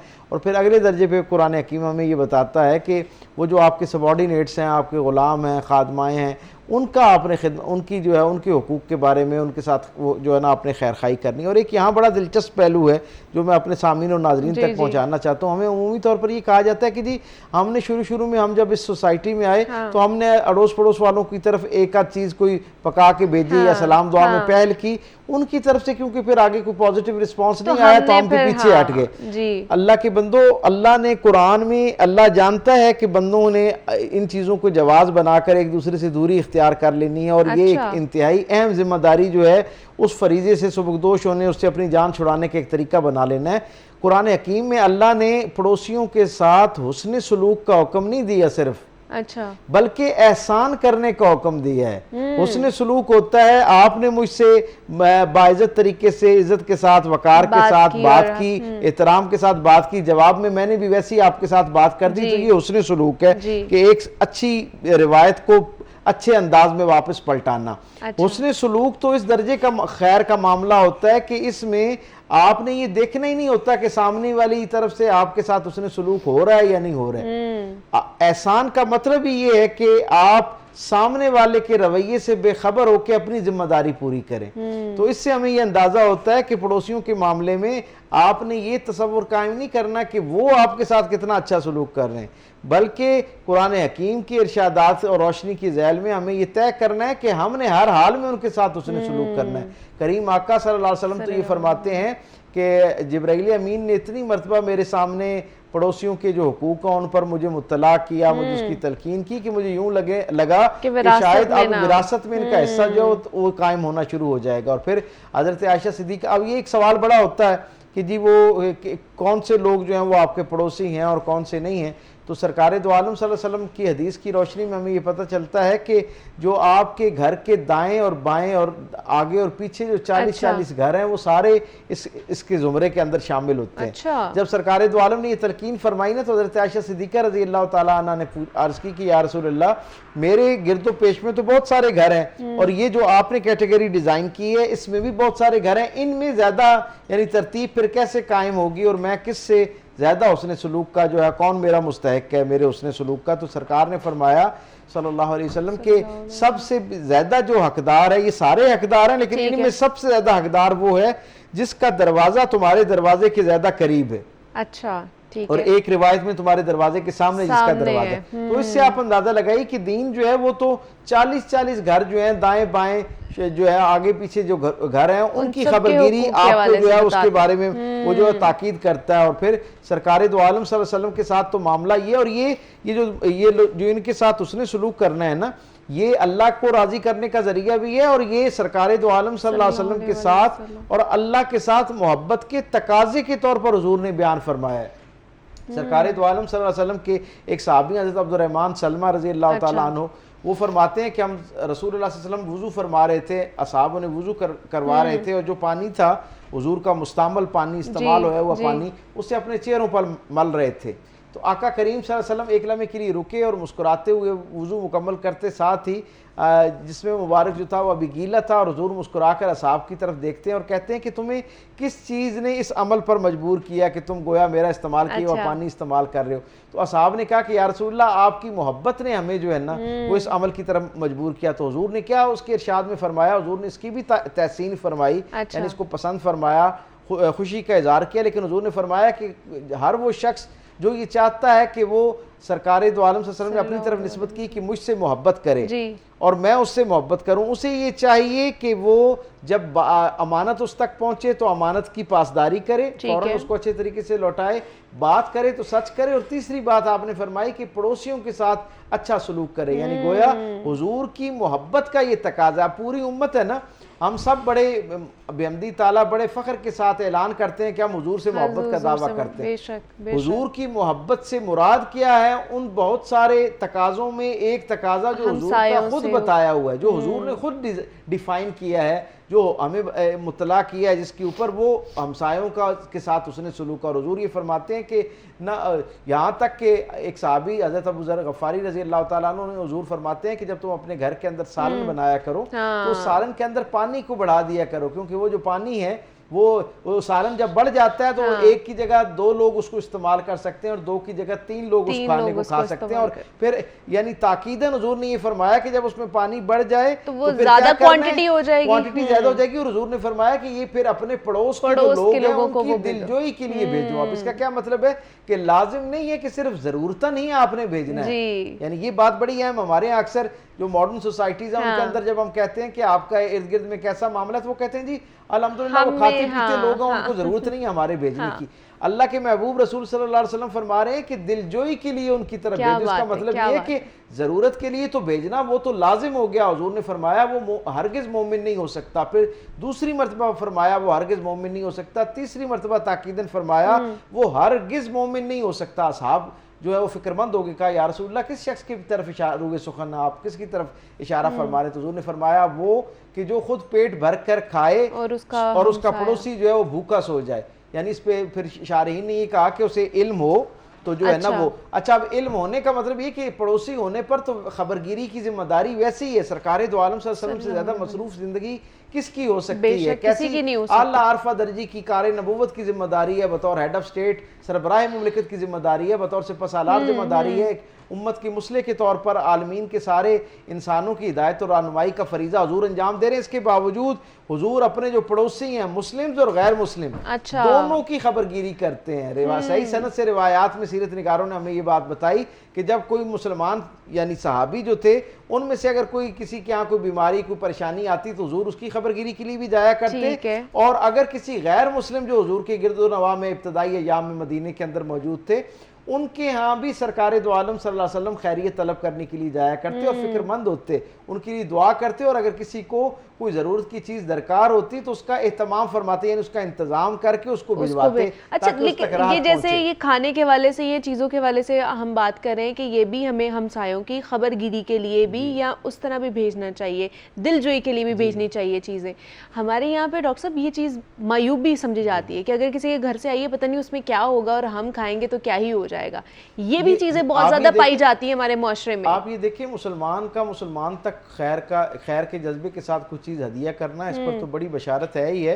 यानी सरकार दो आलम सल्लल्लाहु अलैहि वसल्लम जो हैं जब आपके यहाँ कोई चीज़ इस तरह की पकवान की शक्ल में होती तो रसूलुल्लाह सल्लल्लाहु अलैहि वसल्लम जो हैं वो गैर मुस्लिम जो अड़ोस पड़ोस के लोग थे उनके यहाँ भी भेजा करते थे। यानी आप इस बात से अंदाज़ा लगाएं कि हज़रत अब्दुल्ला बिन अमर जो है ना वो हुजूर के एक सहाबी हैं, उनके यहाँ उनके खुदाम जो थे उन्होंने एक बकरी का बच्चा जो है उसे ज़बह किया, तो आपने कहा कि इसकी जब वो घर पहुंचे तो गोश्त के हिस्से हो चुके थे और तकसीम एक तरह का हो रहा था, तरतीब दिया जा रहा था। तो आपने कहा कि क्या ये जो हमारे पड़ोस में यहूदी हमारे हमसाए हैं उनके यहाँ इसको भेजा है? तो वो एक लम्हे के लिए उनके जो खादिम थे वो खामोश हो गए कि शायद उनकी तरफ भेजना है या नहीं भेजना। तो उन्होंने कहा कि मैंने अल्लाह के रसूल सल्लल्लाहु अलैहि वसल्लम को अपने गैर मुस्लिम पड़ोसी जो हैं उनकी खबरगिरी करते हुए भी, उसका एहतमाम करते हुए भी देखा है, और उनको इस तरह का जो रोज़ाना का पकवान होता है या घर के अंदर कोई अच्छी चीज़ जो आती है उसमें से हिस्सा देते हुए जो है ना उनको हिस्सा भेजते हुए भी जो सरकार दो आलम सल्लल्लाहु अलैहि वसल्लम को देखा है। और हुजूर ने तो यहाँ तक फरमाया कि अगर आप यानी इस खैर में उनको शरीक नहीं कर सकते ना, आपकी इस्तात उस दर्जे की नहीं है या आपके वसाइल उस दर्जे की नहीं है या आपके अपने घर के तकाजे और ज़रूरतें इतनी ज़्यादा हैं कि आप इतना सा भी यानी एक प्लेट जो है वो भी नहीं निकाल सकते या फल का कोई हिस्सा नहीं दे सकते, तो हुजूर ने ये फरमाया कि अगर कोई कलमा गो जो है वो अपने बच्चों के लिए उनकी यानी दिलजोई के लिए फल लेकर आए कि वो फल खाते हैं, तो आका करीम सल्लल्लाहु अलैहि वसल्लम ने फरमाया कि उसमें से कुछ हिस्सा अपने पड़ोस के जो बच्चे हैं उनके लिए भी मुख्तस किया जाए। और एक साहबी ने कहा, या रसूलल्लाह, अगर हम इतना हमें मैसर ना हो कि हम अपने बच्चों के लिए भी लाएं और उनके लिए भी लाएं तो फिर क्या करें? तो हुजूर ने फरमाया कि फिर उसको ढांप कर अपने घर लेकर आओ, और यहाँ तक फरमाया कि उसके जो छिलके हैं उनको पोशीदा रखो, उन्हें जो है वो गोया जो है उनके, और फिर हुजूर ने उसकी वजह फरमाई कि उसका सबब ये है कि जो आपके पड़ोस में रहने वाले लोग हैं उनके बच्चे उन छिलकों को देखकर हसरत का इजहार न करें। तो इस्लाम तो इस आला दर्जे की हुस्न सलूक और इतनी आला दर्जे की इंसानी नफ्सियात की जो नज़ाकतें हैं उनको मद्देनज़र रखते हुए ज़िंदगी गुजारने का जो है वो हमें तरीका और असलूब अता करता है। इसके अंदर खबरगिरी जो है उसमें यानी एक बहुत बड़ा एलिमेंट मैं ये समझता हूँ कि जैसे आप अपने अफराद खाना की प्राइवेसी का ख्याल करते हैं, उनकी किसी कमज़ोरी, उनकी आपस की लड़ाई, उनकी कोई बात, उनकी कोई रंजिश, उनकी कोई कमज़ोरी जो हमारे अपने खूनी रिश्ते में उस घर के अंदर रहने वाले लोग हैं, जैसे हम उनकी बात बाहर नहीं किया करते ना, उन कि जिससे उनकी कोई जो है वो कसर शान होती हुई नज़र आए या उनकी कोई खामी के तौर पर, ऐब के तौर पर कोई बात उनके जानने वालों तक पहुँचे। इसी तरह दीन रहमत जो है वो हमें ये ताकीद करता है कि जो पड़ोसी हैं उनका भी आपने ख्याल करना है। हत्ता कि सरकार दो आलम सल्लल्लाहु अलैहि वसल्लम ने तो इस बात को भी नापसंद फरमाया। एक सहाबी जो थे उन्होंने नया घर तामीर फरमाया और सरकार दो आलम को गोया जो है ना बरकत के लिए वहाँ बुलाया कि आप तशरीफ़ लाएं। हुजूर आए और हुजूर ने देखा कि एक तरफ की दीवार बहुत ऊंची है। अच्छा। तो सरकार दो आलम सल्लल्लाहु अलैहि वसल्लम ने फरमाया कि इस दीवार के ऊंचे हो जाने की वजह से उस तरफ रोशनी और हवा जो है उस वो कम हो जाएगी तुम्हारे पड़ोस में, तो ये चीज़ जो है वो तुम्हारे और अल्लाह के दरमियान हिजाब का जरिया बन जाएगी। तो साहबी ने उसी वक्त जो है सरकार दो आलम की मौजूदगी में ही जो ऊपर के यानी उन्होंने दीवार गिराना चाहिए तो हुजूर ने कहा कि दीवार न गिराओ, लेकिन जो उसका ऊपर वाला हिस्सा जिससे कम अज कम रोशनी और हवा जो है वो उसकी रुकावट नहीं बनती, उसको वहां से उतार दिया जाए। तो यानी इस अंदाज का वो उसने सलूक है जो सरकार दो आलम सल्लल्लाहु अलैहि वसल्लम ने हमें उसकी ताकीद फरमाई और अपने अमल से इसका इजहार किया। हुजूर मस्जिद नबी के अंदर तशरीफ़ फरमा होते और जब आपको पता चलता कि असहाब में से कोई जो है वो 2-3 नमाज़ों पर मौजूद नहीं है, पूछा जाता, हुजूर पूछते बाकायदा कि खैरियत, तो उनके जो करीब के घर वाले होते उनसे पूछते। इससे हमें ये पता चलता है कि करीब के घर वालों को ज़्यादा जिम्मेदारी के साथ अंदाज़ा होना चाहिए, इल्म होना चाहिए कि मेरे पड़ोस वाला शख्स जो है वो किस हालत में है। सरकार असहाब से पूछते जो कुर्बत में रहने वाला घर, हुजूर पूछते कि फलां जो साहबी हैं वो नज़र नहीं आ रहे, उनके घर के करीब किसका घर है, तो असहाब में से कोई बताता मेरा घर करीब है, हुजूर फिर उनसे पूछते। और हुजूर के अपने जो असहाब हुआ करते, जो पड़ोसी असहाब थे, हुजूर उनकी खुद बराह रास्त खबरगिरी फरमाया करते और उनके घर तशरीफ ले जाया करते। खुशी के मौके पर भी, गम के मौके पर भी तहाइफ का तबादला भी करते और अगर वो दावत देते तो सरकार उनकी दावत को कबूल फरमाते। और हुजूर के अपने यहाँ अगर कोई इस तरह का एहतमाम होता तो हुजूर अपने यानी कुर्बत के रिश्तेदार यानी खूनी रिश्तेदार जो असहाब थे उनके साथ साथ वो जो अपने हमसाए थे उनको भी दावत पर जो है अपने साथ शरीक दस्तरखान पर शरीक करते। तो ये वो सारी खैर की खूबसूरत रिवायतें हैं जो हमें कायम रखनी चाहिए। और सरकार दो आलम सल्लल्लाहु अलैहि वसल्लम तक एक असहाबी का अहवाल ये बताया गया कि वो 2 रोज़ से बीमार हैं। हुजूर ने फरमाया कि उन्हें हर बरस ही तकलीफ होती है, एक वबाई मर्ज था उसका वो शिकार हो जाते। तो सहाबी को के बारे में बताया गया कि या रसूलल्लाह वो तो हर साल आपके इल्म में है कि उनकी तबीयत इस तरह नासाज हो जाती है। रसूलुल्लाह सल्लल्लाहु अलैहि वसल्लम ने फरमाया कि वो फिर किस चीज़ से ठीक होती है। बताया गया कि फ़लाँ हकीम जो है उसके इलाज से उनको अफाका होता है। तो जैसे ये बात हुजूर ने सुनी ना तो हुजूर ने उनकी औलाद में से किसी से नहीं पूछा, सीरत निगारों ने लिखा कि हुजूर ने उनके पड़ोसी से पूछा कि क्या उसके लिए उस दवाई का एहतमाम किया, तो वो साहबी खामोश हो गई। इसका मतलब ये था कि मेरी उस तरफ तवज्जो नहीं है। हाँ। तो हुजूर ने कहा कि ये उसके हुकूक में से एक हक है कि अगर वो बीमार हो तो उसके लिए बीमारी को खत्म करने के लिए जो दवाई है उसका एहतमाम किया जाए। तो यानी ये वो सारी खूबसूरत पहलू हैं जिन्हें हम अपने मुआशरे में खोते जा रहे हैं। और इसकी आप देखें कि इन रिश्तों की ऐसी बरकत थी कि ये जो हमारे हमसाए थे आज से चंद बरस पहले तक वो उनके हम पर कमोबेश वैसे ही हुकूक हुआ करते थे, उतना ही मान हुआ करता था जो जितना हमारे खूनी रिश्तों का, हमारे चचा मामू खाला फूफू उनका जिस तरह का मान था। अब वो मान इसलिए खत्म हो गया कि जब खैर खाई मान होता है हमेशा खैर खाई की बुनियाद पे, जब खैर खाई ही कायम नहीं रहेगी, जब तारुफ ही नहीं होगा, जब आपस में एक दूसरे के बारे में एक बुनियादी जानकारी नहीं होगी, इल्म ही नहीं होगा, तो फिर अगले दर्जे पे खैर खाई और फिर मान का मामला कहाँ से होगा। आप देखें इसी वजह से जब किसी आज से चंद बरस पहले तक किसी एक घर के किसी नौखेज बच्चे की आदत थोड़ी सी बिगड़ना शुरू होती थी ना, तो उसे ये डर होता था कि मैंने मोहल्ले के अंदर बहुत मोहतात होकर रहना है, क्योंकि उसे पता था कि यहाँ मौजूद हर शख्स मेरा उतना ही खैर खा है जितना मेरा कोई खूनी रिश्ता मेरा खैर खा हो सकता है। और दूसरे लफ्जों में ऑन अ लाइटर साइड कि हर शख्स को मेरी इस्लाह का उतना ही हक हासिल है जितना मेरे जितना चाचा मेरे मामू कुर्बतों या को, मेरे हाँ। हकीकी वालिद को हासिल है। और उस जमाने में आप ये देखिए कि वालिदैन जो थे वो भी किसी अपने हमसाए की तरफ से बच्चे को डांटने पर या उसकी इस्लाह करने पर बुरा नहीं मनाया करते थे। वो ये समझते थे कि बल्कि उसको अपना मोहसिन समझते थे और यानी उसकी शुक्रिया के साथ मजीद राह और रस्म बेहतर उसके साथ करते थे। अब तो ऐसा है ही नहीं, अब तो ऐसा तसव्वुर भी नहीं किया जा सकता है। जी हाँ बिल्कुल, अब तो खूनी रिश्ते जो हैं वो नहीं कह सकते कि आप यानी अपने भतीजे भतीजी भांजे भांजी उसके बारे में अगर बात करें तो उसके लिए अच्छा खासा दिल गुर्दा चाहिए आपको बात करने के लिए। इन रिश्तों से फायदा ये था कि एक ही आदमी, एक वो जो बच्चा है वो जो उस मुआशरे में पल बढ़ रहा है या उस घराने के जो बच्चे हैं उन पर पूरे जो कुर्बत में रहने वाले लोग हैं सबकी निगाह हुआ करती थी और सब उसकी इस्लाह पर हुआ करते थे और गैर महसूस तरीके से उसकी तरबियत हो रही होती थी। बेशक ऐसे ये बड़ा खूबसूरत टॉपिक था और आजकल जो हमारे इर्द गिर्द हो रहा है उसी को मद्देनज़र रखते हुए हमने इसको चूज़ किया था कि हमसायों के हुकूक क्या है और किस तरह हमें उनको उनके ऊपर इम्प्लीमेंटेशन करनी है जो कमी होती जा रही है। जी जी, प्राइवेसी का ख्याल रखना। अच्छा, यहाँ पर एक मामला और भी होता है कि बाज़ दफ़ा फिर जिन इलाकों में या जैसे अंदरून लाहौर है या बाकी जहाँ इस तरह की कुर्बतें मैसर हैं वहाँ फिर मामला ये होता है कि पड़ोसी जो हैं वो फिर दखल दर माकूलात के दर्जे पे भी चले जाते हैं। यानी वो मामलात जिनकी दीन की तरफ से बाकायदा हदूद और कुयूद मुतय्यन की गई हैं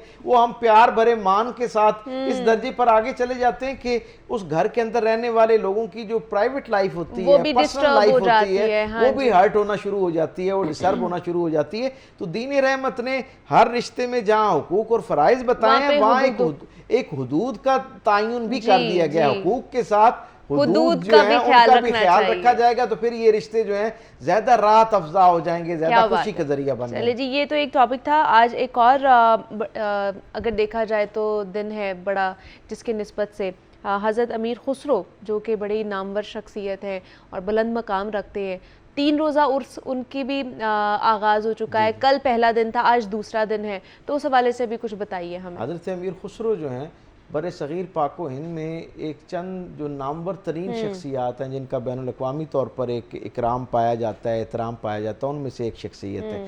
आप इस बात से अंदाज़ा लगाएं कि अल्लाह ने इनको ऐसा अमाजेत बनाया कि ज़िंदगी की जिस शोबे की तरफ उन्होंने तवज्जो दी वहीं पर अपने यादगार नकूश छोड़ दिए। यानी आप ये देखें कि तहरीर तसनीफ़ जो है तो वो बेमिसल और बेमिसाल है। 6 साल की उम्र में जो है वो यानी इस आला अरफा दर्जे का शेर कह रहे हैं कि लोग हैरान और परेशान हो रहे हैं।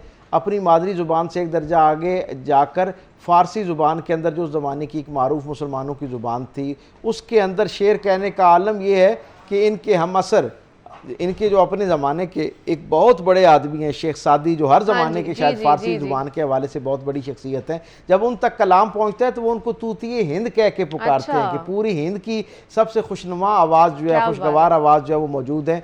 मौसीकी की तरफ आप आते हैं यानी शेर व अदब की तरफ आते हैं तो आपका आलम ये है कि आपको उर्दू ज़ुबान के जो इब्तदाई लोग हैं जिन्होंने इसको एक बुनियादी शक्ल अता की है उस दर्जे पर आपकी शख्सियत जो हमें उन चंद इब्तदाई लोगों में से नज़र आती है। फिर आप शेर व सुखन में आपका यानी नसर तो आपका कमाल है ही है। अगले दर्जे पर हम ये देखते हैं कि शायरी की जितनी असनाफ हो सकती हैं वो गीत है, दोहा है, उसके बाद माहिया है, उससे एक दर्जा आगे जाकर आप देखते हैं कि गज़ल है, नज़्म है, वो सब के अंदर अपना काम करते हुए जो वो नज़र आते हैं और हर एक में बेमिसल और बेमिसाल हमें नज़र आते हैं। मौसीकी की तरफ हम देखते हैं उनका काम कंट्रीब्यूशन तो हमें नज़र आता है कि बर सग़ीर पाक व हिंद की जो चंद नामवर तरीन शख्सियात हैं जिन्हें हम मौसीकी के हवाले से बैनुल अक़वामी सतह पर पेश कर सकते हैं कंट्रीब्यूटर के तौर पर, उनमें से एक अमीर खुसरो हैं कि अगर साज़ों की बात की जाए तो आपके यहाँ जो मामला है जो एक नई रागनी है अमन कल्याण वो भी आपकी जो है वो इजाद करदा और पूरी दुनिया में बड़ी पसंद की जाती है। फिर साज जो है उनके हवाले से यानी गो आप तराना जो है वो आपका उसमें है। समा की जो ये इस वक्त जदीद शक्ल पूरी दुनिया के अंदर पाई जाती है उसमें वो अमीर खुसरो का एक अपना रंग और उनका जो अंदाज़ है वो सबसे नुमाया नज़र आता है। गोया इस वक्त दुनिया के अंदर पिछली 6-7 सदियों से, क्योंकि आपका जो ज़माना है आप ज़ाहिरी तौर पर तो 1252 या 53 में आपकी पैदाइश होती है और 72 बरस टोटल आपकी उम्र रहती है। लेकिन आपका काम और कंट्रीब्यूशन ऐसा है कि आज तक पूरी दुनिया के अंदर समा के ज़ैल में यानी कवाली के ज़ैल में जो कुछ है कौल से लेके कलबाना तक और तराना तक, ये सारा जो है वो आपके साथ मंसूब है, आपका कंट्रीब्यूशन है। और ना सिर्फ यहाँ तक बल्कि आप जो है उसके वो बनाते हुए हमें नजर आते हैं। यानी सतार जो है, ये जो सतार बजाया जाता है, इसके ऊपर जो तीसरा तार है, सह तार इसीलिए इसको कहते हैं, ये भी उनकी इजाद है। और तबला जो पूरी दुनिया के अंदर रिदम के नाम से पूरी दुनिया में ईस्टर्न म्यूजिक की एक बेस लाइन तस्वर की जाती है, वो भी आपका इजाद करता है। रूहानी तौर पर आप इतनी बड़ी शख्सियत हैं कि दुनिया भर के सारे लोग जो हैं वो अपने मुर्शिद के लिए चाहते हैं कि वो उन पर एक निगाह डालें। आपका आलम ये कि आप महबूब इलाही हजरत ख्वाजा निज़ामुद्दीन औलिया अलैहिर्रहमा के महबूब हैं, यानी आप उनके मुरीद हैं। लेकिन आलम ये है कि आपके जो मुर्शिद हैं उनकी जान आप में अटकी हुई है और आपके बगैर एक लम्हा जो है वो अपनी ज़िंदगी गुजारना जो उसे नहीं करते। और अल्लाह ने फिर ये मोहब्बत इसी तरह कायम रखी, जाने के बाद भी आज भी आपका जो मज़ार मुक़द्दस है वो अपने यानी पीरो मुर्शिद जो है उनके कदमों के अंदर जो है वो मौजूद है। तो ये और आपके पीरो मुर्शिद ने ये वसीयत कर रखी है कि पहले उनके मज़ार पर हाजिरी दी जाए, उसके बाद मेरी तरफ क्या बात है, क्या बात है। बहुत ही खूबसूरत 3 रोज़ा तकरीबात है उनके उर्स की, तो उसका आगाज़ है। कल जो है वो आखिरी रोज़ होगा, तो उस हवाले से हम बात कर रहे थे। हमारे साथ डॉक्टर पीर तारिक शरीफ ज़ादा साहब मौजूद थे। डॉक्टर साहब बहुत शुक्रिया आपके वक्त का, मुझे इजाज़त दीजिए, ख्याल रखिएगा, अल्लाह हाफ़िज़।